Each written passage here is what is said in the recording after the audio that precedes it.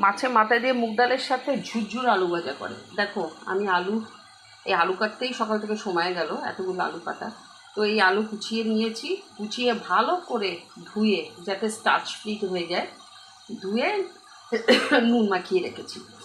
যখন ভাজবে একদম ছাকা তেলটা যখন খুব গরম হয়ে যাবে, ভালো করে চিপড়ে অল্প অল্প করে, একসাথে আবার ছেড়ে দিও না, অল্প অল্প করে আলুটা চিপসের মতো ভেজে তুলে নেবে। এই ডাল আর আলু ভাজা হলে তো তোমরা সবাই জানো। আর এর সাথে গন্ধলেবু, আমি একটু গন্ধলেবুর পাতাও ডালের সাথে দিয়ে দিয়েছিলাম সেদ্ধ হবার সময়, যাতে একটু ফ্লেভারটা ছাড়ে। খাবার সময় একটু গন্ধলেবু দিয়ে খাবে, একদম ফার্স্ট ক্লাস। আর আমার মনে হয় না এটার সাথে আর কিছু লাগবে। তো আজকে আমি এই রান্না করছি।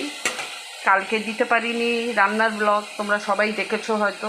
আমার কালকে একটু শপিং ছিল, তো ওই শপিং ব্লগটাই ছেড়েছিলাম।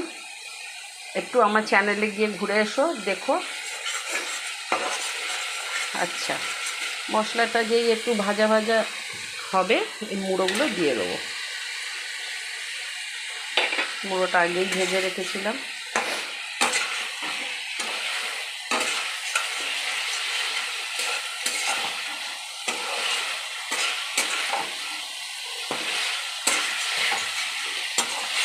দিয়ে ভালো করে কষাবো যাতে কাঁচা গন্ধটা চলে যায়।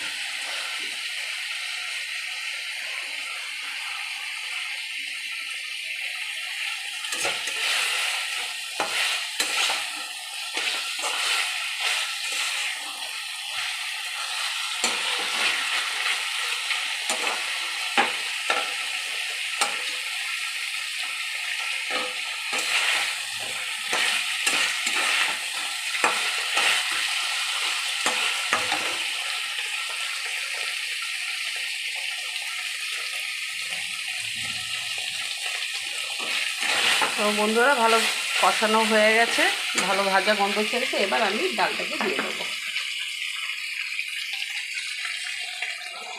এই যে ডালটা, এই যে আদা সেদ্ধ, মানে গলবে, খুব একটা গলে ঘুটে যাবে না, ডালে তো কাঁটা দেবেই না মুগ ডালে।